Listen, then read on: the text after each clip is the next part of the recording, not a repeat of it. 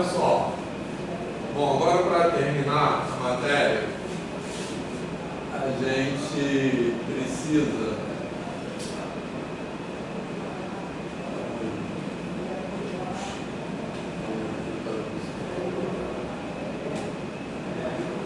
explicar isso aí. A gente precisa definir derivada direcional, tá? Então agora, da mesma forma, a gente tem uma função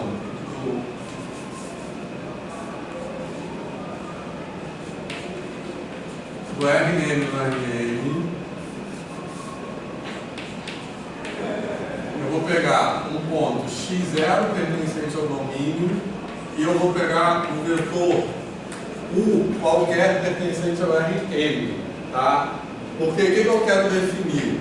Eu vou definir uma coisa que eu vou usar essa notação aqui, ó, df du de x0, certo? Essa notação significa a derivada de f na direção, no ponto x0 na direção de u. Tranquilo? Beleza? Que é aquele desenho ali que eu estou tentando explicar, tá? Mas o que eu vou fazer? Ó, faz de conta que isso aqui é o domínio da função, tá? Então faz de conta que esse desenho aqui é o meu Rn, tá beleza? Certo? Que eu desenhei com R2. Tranquilo? Então aqui eu vou pegar um ponto x0 no domínio da função, beleza? Certo? Então, esse aqui é o ponto x0 e eu vou pegar um vetor U. Tranquilo? Esse vetorzinho aqui, que eu vou desenhar ele partindo de x0, é o vetor U. Tá beleza? Tá? E aí eu vou escrever a equação. Deixa eu desenhar aqui mais aqui, assim, que eu não quero que isso passe pela origem. Eu vou desenhar, eu vou escrever uma equação paramétrica para essa reta aqui, tá? Qual é essa equação paramétrica? É x0 mais tu, beleza, pessoal? Isso eu estou parametrizando essa reta aqui, eu mando, porque x0 é um vetor no Rn, U é um vetor no Rn também, tem um número, é um parâmetro, beleza, pessoal?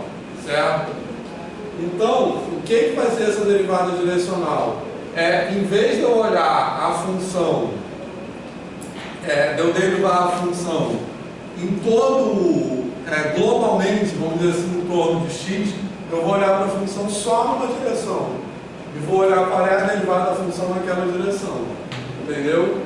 Beleza? Então eu vou chamar, para escrever essa definição, eu vou chamar f índice U de t, certo? Eu vou chamar, o f dessa parada aí. Então é como se dessa equação paramétrica. Então é como se eu estivesse restringindo a função f a essa reta aí. Beleza? Tranquilo? E essa função u, ela vai estar definida num intervalo, num subintervalo que eu chamei ali de IU em Rn, beleza? Esse é um intervalo contido em R, né, no Rn. Por que ela está definida em IU? Certo? Porque esse intervalo são os valores de t para os quais isso aqui continua no domínio da função. Digamos que o domínio da função poderia ser uma coisa aqui assim. Tranquilo? Certo? Então, se eu pegar um t muito grande, isso vai sair do domínio da função, beleza? Então, são os valores de t que correspondem ao pedaço dessa reta que está dentro do domínio da função. Isso é um detalhe técnico, só para entender a notação que eu estava vendo aqui no PowerPoint. Beleza, pessoal? Certo? Então, isso aqui é a função restrita a essa reta parametrizada. Então, em vez de olhar a função toda, eu vou olhar a partir do x dela a função só numa direção.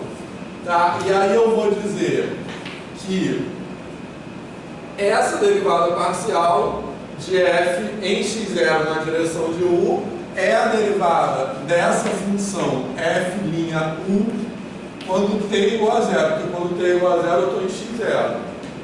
Beleza? Fez sentido isso? Tá? Certo? E quando esse u aqui é um dos vetores canônicos, isso é a derivada parcial. Pronto, então isso está escrito ali, e esse foi um desenho de GeoGebra 3D que eu tentei representar isso. Não sei se deu para... Certo? Olha só. Então nesse desenho aí, aqui dá para ver melhor do que aqui. Eu tenho aqui o R2, né, que eu estou desenhando, e aqui, esse cara aqui é o ponto x0, tá vendo? Certo? Aí eu peguei uma reta aqui passando por x0, e é como se eu levantasse essa reta. Quando eu levantar essa reta, ela vai cortar o gráfico numa curva. Entendeu? E dependendo no ponto x0, cada direção que eu olhar, ele vai cortar o gráfico numa curva diferente. Então, cada direção vai ter uma inclinação diferente. Beleza? Certo? Essas são as derivadas direcionais. Mas nesse caso aí elas são populares, né? Nesse caso aí são, mas elas podem não ser, justamente. Nesse caso são porque a função é diferenciável. Entendeu? Eu desenhei esse azul ali é o plano tangente. Ah, tá. Beleza? Certo? Então, olha só. Esse desenho eu estou tentando mostrar o seguinte. Aqui tem um paraboloide, certo? Aqui tem um ponto domínio, eu desenho essa reta vermelha aqui dentro do domínio. Tranquilo? Quando eu faço assim, isso vai cortar a superfície formando uma curva, que no caso é uma parábola, está dando para ver aqui, e ao mesmo tempo vai cortar o plano tangente formando uma reta. Certo? Beleza? Eu vou levantar um plano vertical assim. Beleza? Tranquilo? Certo? Então isso que é a derivada direcional. Fez sentido isso? Sim? Tá de boa? E no caso é porque, tipo assim, se eu cortar em outra direção, eu vou levantar aqui, vai formar outra curva e outra reta tangente. Tranquilo? E no caso, como eu já sei que o plano tangente existe, essas retas tangentes vão ficar dentro do plano tangente. Entendeu? Beleza? Certo? Mas pode não acontecer. Pode as retas tangentes todas existirem e elas não estar dentro do mesmo plano. Tá? Aqui tem um exemplo aí, que na verdade é o exemplo que aparece em todos os livros, é sempre esse exemplo, que acho que alguém inventou esse exemplo, depois estou um pouco preguiça de pensar outro exemplo, que é um exemplo disso, beleza? Bom, mas antes disso, vamos fazer algumas contas, que é o seguinte. Então, esse U aí deixa eu ver.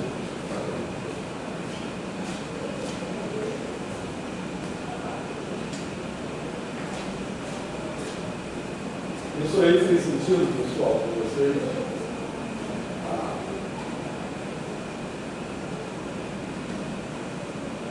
Certo, isso aqui é só para dizer o seguinte: eu posso escrever a derivada direcional assim, ó. Tá? Certo? Porque o problema, assim, porque com esse slide aí, eu estou querendo dizer o seguinte: isso aqui seria a definição de derivada. Certo? Beleza? Aplicada a, o que eu estou dizendo aqui, a derivada direcional é a derivada dessa função fu no ponto zero. Tá? A derivada, mas o que eu quero dizer é que no caso, então isso aqui seria a definição de derivada aplicada nesse fu no ponto zero. Está vendo aqui? fu de zero, isso aqui na verdade é um preciosismo formal. Tá? fu de 0 mais t, esse t que eu estou colocando aqui seria o h, tá? Certo? Mais a h seria a definição de derivada. Então, o que eu quero dizer é que eu posso, no caso dessa derivada direcional, eu posso escrever isso aqui assim, ó. Beleza? Certo? Que é aquela forma normal que a gente aprende lá em cálculo 1. Entendeu? Que é dividido por t. Certo? Por que eu estou dizendo isso? Porque, na verdade, quando a variável da função é um número, eu posso usar isso aí mesmo. O problema é quando a derivada da função é um vetor. A derivada não, a variável da função é um vetor, porque aí isso aqui não faz sentido, não pode dividir por um vetor. Entendeu?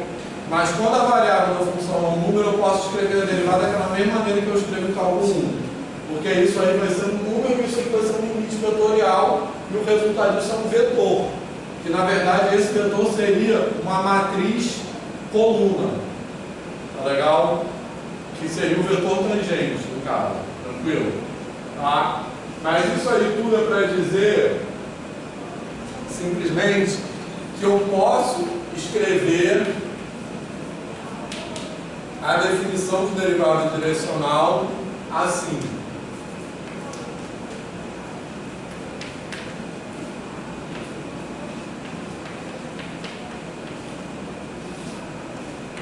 Tranquilo, pessoal? Então, no teorema que eu vou demonstrar em seguida, eu vou usar essa expressão aqui para derivada direcional. Tá legal? Certo? E também faz sentido, né, isso aqui, porque eu tenho, ó, a função, isso aqui está dentro do parênteses, é a parametrização da reta. Então é de novo, como se eu olhasse para a função só em cima daquela reta, dos valores daquela reta parametrizada. Fez sentido isso? Beleza? Então agora vamos ver o teorema.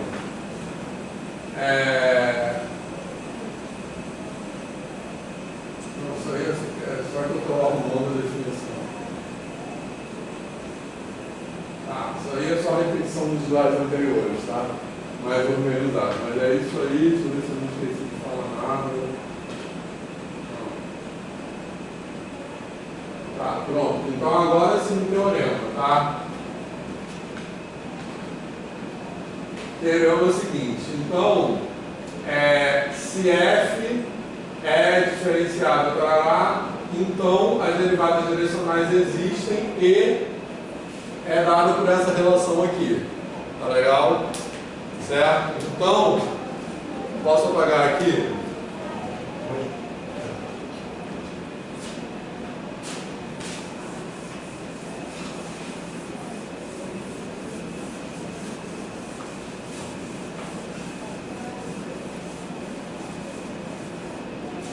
Então a gente vai ver, como eu disse, se a função é diferenciável, então todas as derivadas direcionais existem. Beleza? Aí a gente vai ver, depois que eu demonstrar esse teorema, a gente vai ver um contra-exemplo para dizer que não vale a recíproca. Tá legal? Ou seja, que pode acontecer de todas as derivadas direcionais existirem e a derivada não existir. Tá beleza? Aí eu já olhei nesse PowerPoint que tem a função, não tem o gráfico da função, pode dar para ver mais ou menos. Beleza? Bom, mas esse teorema, além disso, ele diz isso aqui, ó, que df du de x0 é f' de x0 multiplicado por 1, calculado em 1. Tá beleza, pessoal? Certo? Então, olha só, o que isso quer dizer? Isso aqui é a derivada direcional, tá legal? Isso aqui é a matriz derivada. Então o teorema também diz que a derivada direcional é dada pela matriz derivada multiplicada por esse vetor, certo? Em particular, quando for os vetores da base canônica, certo? Beleza? Isso aqui vão ser as derivadas parciais. Tranquilo? Aí qual vai ser o resultado dessa multiplicação aqui? Vão ser as colunas, certo? Sempre eu tenho que parar e pensar. Esse negócio incrível como isso não é automático. Mas eu falei certo, né? Vão ser as colunas, concorda? Então vamos multiplicar isso aqui. No caso das derivadas parciais, isso aqui vai ser um vetor que vai ser 1, 0, 0, 0, 0, 0. 1, 1, o resto 0. Então, quando eu multiplicar esse vetor por essa matriz, o resultado vai ser a JS na coluna na matriz. Certo, beleza? Então, o teorema anterior caracteriza a matriz derivada por linha, esse aqui caracteriza a matriz derivada por coluna. Então, o teorema anterior diz que a iésima linha da matriz derivada é a derivada da iésima função coordenada. Esse aí diz que a jésima coluna da matriz derivada é a jésima derivada parcial. Quando a gente junta os dois teoremas, a gente tem aquela matriz lá que eu botei no começo. Fez sentido isso? Certo? Só que o teorema anterior é C e somente C e esse aí não. Certo? Certo? Então esse aí diz que se a matriz se a matriz derivada existe, então as derivadas direcionais existem. Beleza? Certo? Ou seja, se a matriz derivada existir, a única chance é ela ter aquela cara. Se ela não tem aquela cara, é porque ela não existe. E aí, tudo se juntou ou não? Tá? Então só falta demonstrar esse teorema e ver um contra-exemplo. Tá? Então a gente vai fazer o seguinte, ó, eu vou escrever isso aqui. Isso aí é o seguinte, posso apagar aqui? Eu vou só explicando aquilo ali. Esse ρ que eu escrevi aqui é aquele resto. ρ de H igual a F de x0 mais H menos AH mais F de x0, beleza? Tranquilo? Certo? Isso aí eu estou escrevendo aqui, assim só para fazer uma manipulação algébrica, tranquilo? O que é esse ρ de H? É o numerador da definição de derivada. Tá beleza? Certo? Então eu sei. Repara que eu tenho que, por hipótese, a função é derivada. Beleza? Então eu tenho, por hipótese, que esse limite com H tendendo a zero de ρ de H sobre norma de H é zero. Beleza? Tranquilo? Então, basicamente, o que eu vou dizer é o seguinte, porque só isso tem que prestar atenção, que a hipótese é que a derivada existe. Tranquilo? Certo? E agora eu quero mostrar que as derivadas direcionais existem. Tá?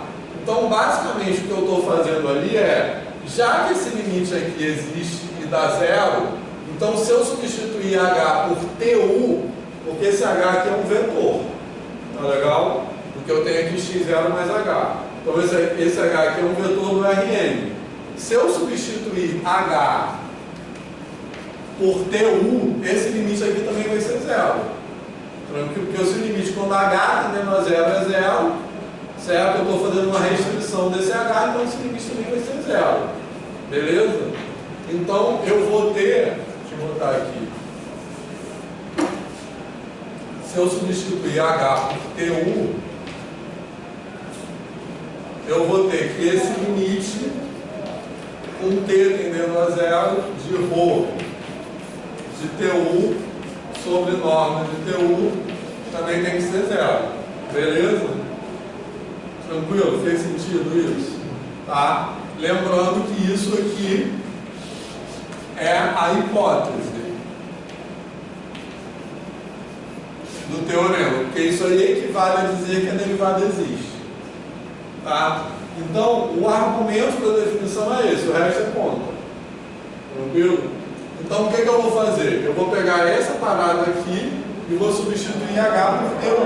Quer dizer, na verdade, eu vou restringir H. Tá? Então, eu vou ter ρ de TU é igual a F de x0 mais TU menos A de TU mais F de x0. Tranquilo? E depois eu vou fazer aquela manipulação ali que é só passar as coisas para o outro lado. Tá legal? Então eu vou ter A de TU, sendo que esse A é uma matriz, é uma transformação linear. Então eu já posso escrever assim, ó, TA de U, beleza? Certo? Vai ser igual a F de x0, aqui não é T0, TU. F de x0 mais TU menos F de x0 menos ρ de T1, beleza? Tranquilo? Alguma dúvida? Tá? Aí eu vou dividir isso aqui tudo por T. Já vou separar aqui em duas frações. Beleza, pessoal? Certo? Tá. Agora eu vou fazer o seguinte.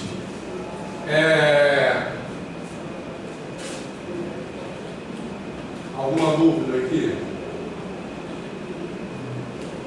Beleza? Agora eu vou fazer o seguinte. Essa parada que eu estou escrevendo aqui, eu gostaria muito que embaixo aparecesse isso aqui, tá? Porque aí isso aqui vai tender a zero. Então, eu vou multiplicar e dividir isso aqui por norma de U, para forçar a aparecer isso aqui. Aí eu estou pegando ali, eu estou pegando o caso T maior do que zero, tá? Porque quando T maior do que zero, eu vou multiplicar e dividir por norma de U. Então, como T maior do que zero, eu vou poder passar esse T para dentro da norma. Tá? Aí eu teria que fazer o T maior do que zero e o T menor do que zero, mas o outro vai ser análogo, tá? Então, eu vou simplesmente multiplicar e dividir isso aqui por norma de U, tá? Aí, acompanhando aqui, o que vai acontecer? Eu vou ter isso aqui, ó, que é o que está escrito ali. Vou multiplicar e dividir por norma de U. Aí, o que eu sei? Como por hipótese, isso aqui tende a zero, certo? Então, por hipótese, isso aqui vai tender a zero. Tranquilo? Certo?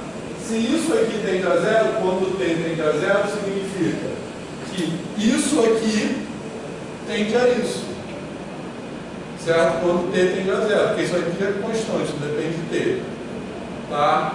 Isso, beleza? Eu vou passar o limite quando T tende a zero aqui. Tá? Então, isso aqui vai tender a zero.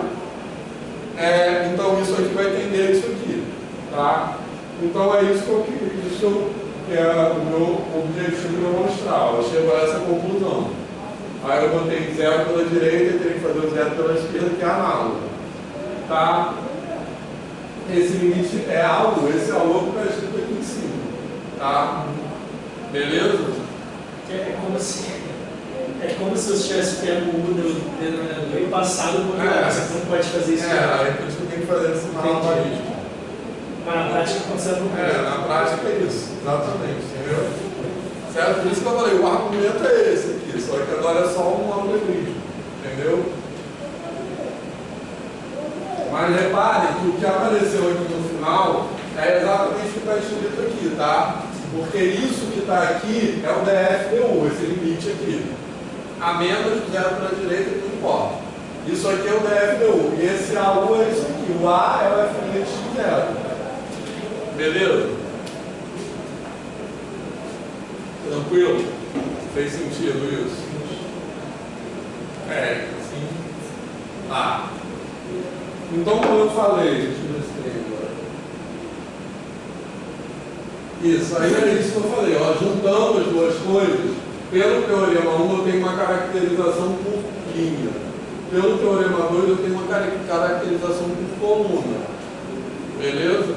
Que é isso aí, esse E1 é N, são os vetores da base canônica. Então é isso, quando eu multiplico aquela matriz ali por um vetor da base canônica, o resultado vai ser a enésima coluna. Então, juntando essas duas coisas, eu vou ter aquela coisa que apareceu lá no começo. A iésima derivada parcial. Tá legal? Certo? Tranquilo?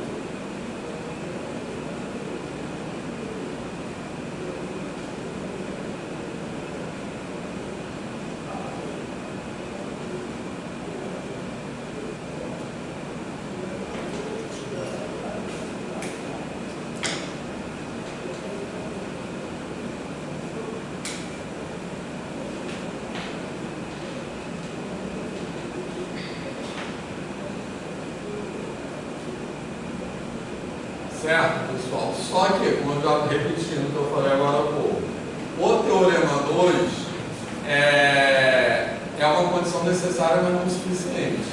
Tá? Então, o que a gente conclui? Que se a matriz derivada existe, então ela tem essa cara.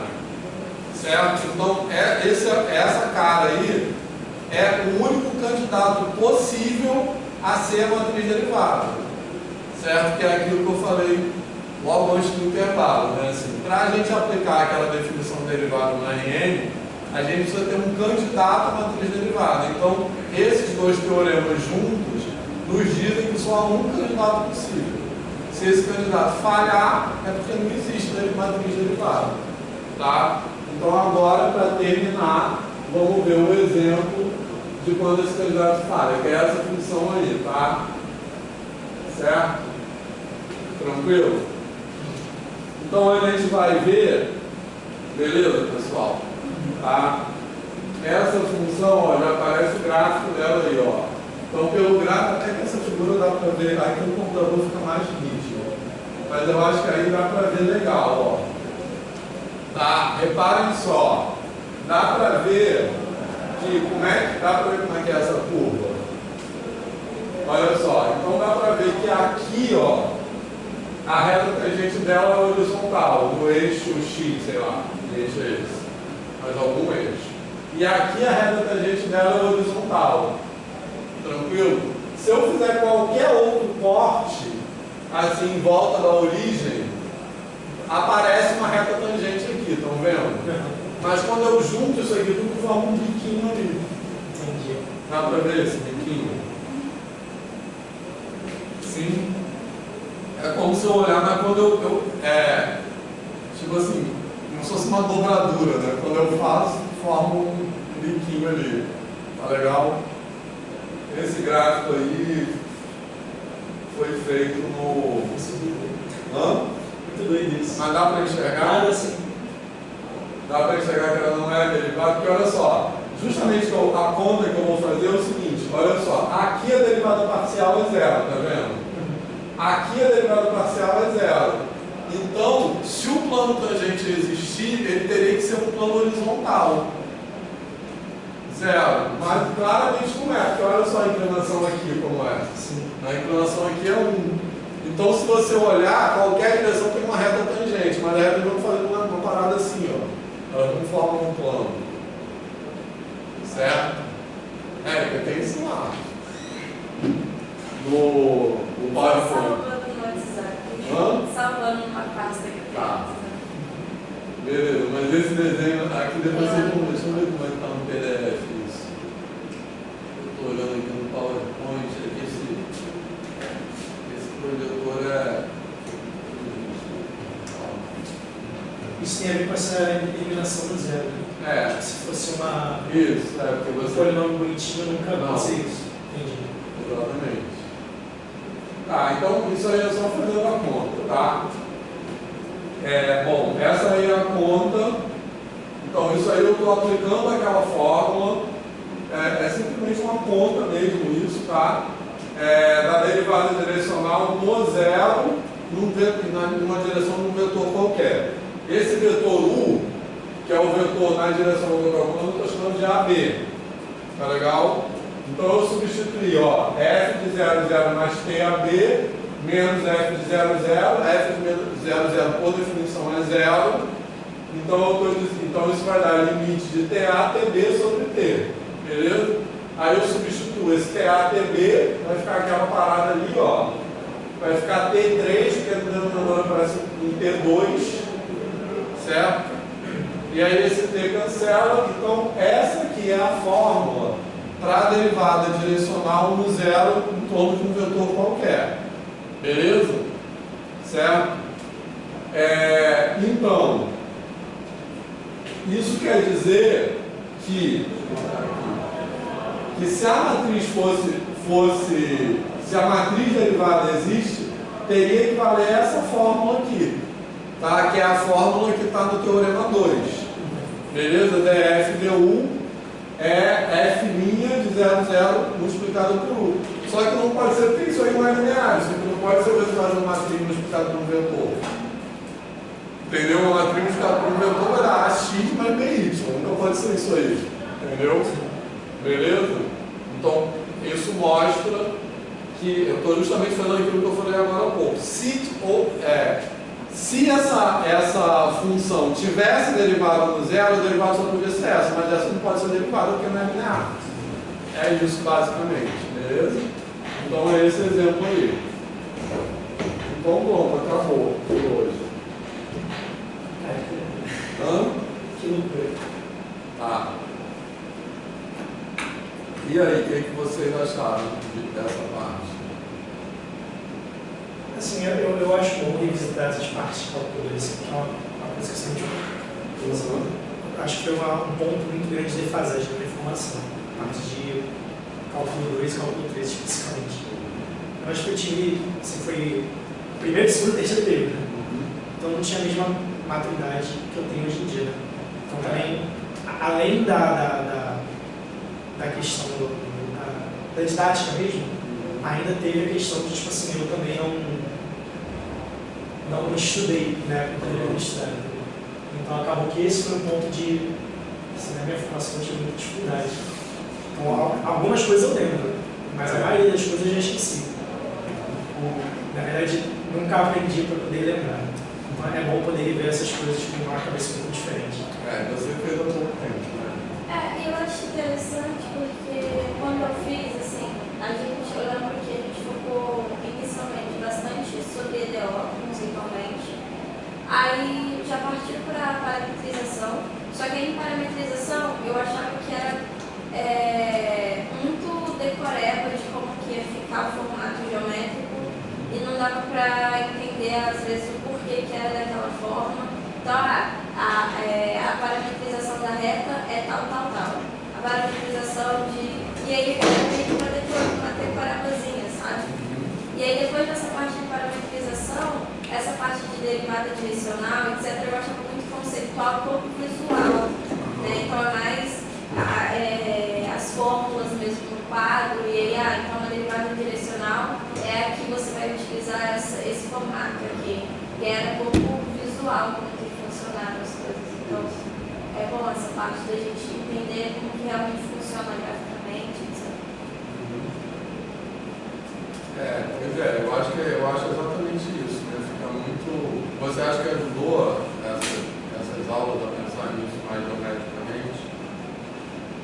Sim, eu acho que melhora mesmo, porque era realmente quando eu tinha as aulas, beleza, eu poderia até entender o conceito, a aplicação de fórmula, mas eu não entendi o que estava acontecendo, assim, né? Que de fato o que está acontecendo é o que você vai estar vendo ali no gráfico, né? Então eu tinha essa dificuldade. Eu já tenho uma certa dificuldade com gráficos mesmo, montagem de gráficos, entender o que está transmitindo. E eu acho que isso vem também desde o ensino médio, da mesma formato de tipo uma certa decoreba de como que as coisas ficam e pouco mostrar como que fica graficamente. Então eu já tenho uma certa dificuldade, mas eu acho que já vem desde do ensino básico mesmo, sabe? E aí é complicado porque foi até o que eu falei nas aulas que eu estou tendo de álgebra linear, né? Que certas coisas eu falo, mas estou aprendendo isso, a gente fala de espaço vetorial, espaço aquilo, mas eu só estou vendo letra, eu não estou vendo um gráfico, eu não estou vendo nada.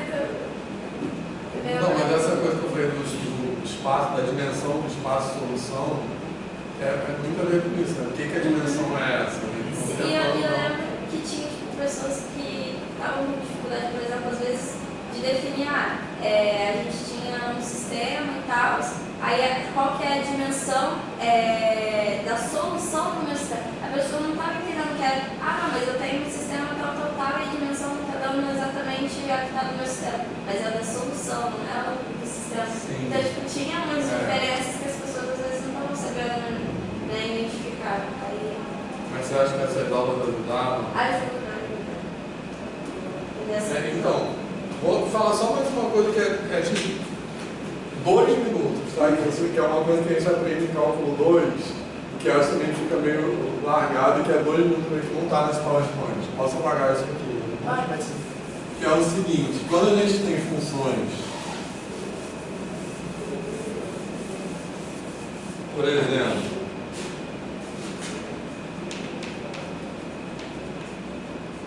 de R2 em R, a derivada dessa função 1.x0 y 0, no caso é uma matriz linha, beleza? Que foi aquele exemplo que a gente viu. Só tem uma função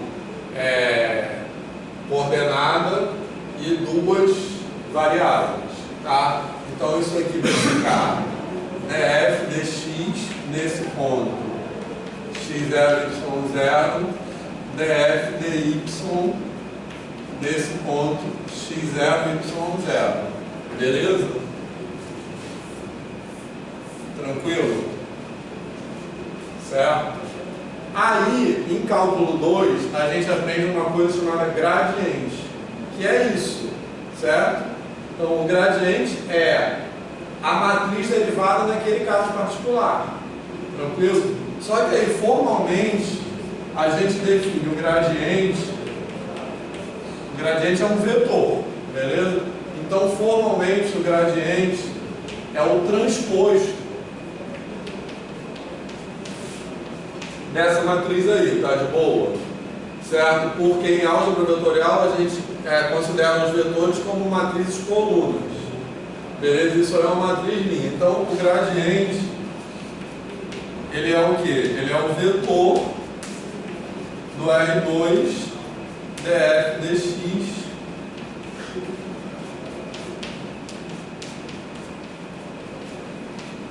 df dy. Beleza? Então, um dos motivos que eu quis falar sobre isso é que eu acho que em cálculo 2, cálculo 3, isso fica muito assim, parece que cada coisa é uma coisa. Eu acho que essa ideia de derivada com transformação linear unifica um pouco as coisas. Bom, e aí, uma coisa que a gente aprende em cálculo 2 também é que o gradiente é o vetor que aponta para a direção de maior variação da função. Lembram disso? Por que acontece isso? Porque aplicando aquilo que a gente acabou de aprender sobre derivada direcional. O que é a derivada direcional da função? A derivada direcional é exatamente isso. É o quanto a função varia na direção daquele vetor. Tá? Mas eu acabei de dizer que a derivada direcional é a derivada, a matriz derivada, que no caso é essa matriz linha, multiplicada pelo vetor U. Tranquilo? Nesse caso aqui, que eu identifico essa matriz derivada com vetor gradiente, eu posso escrever isso aqui assim. Só que quando eu escrevo assim, ó, é um produto matricial linha por coluna. Mas eu posso escrever isso como um produto interno. Tá legal? Que a conta é a mesma. Então eu posso pensar nisso quando eu substituo essa matriz pelo gradiente, eu posso pensar nisso aí. Tranquilo? Certo? Agora, o produto interno, vocês lembram disso, que o produto interno é o produto da norma vezes o cosseno do ângulo entre eles? Lembra disso, mano? Produto interno agora. Então, tem essa forma. Beleza? Porque aí é assim. O produto interno é o produto das normas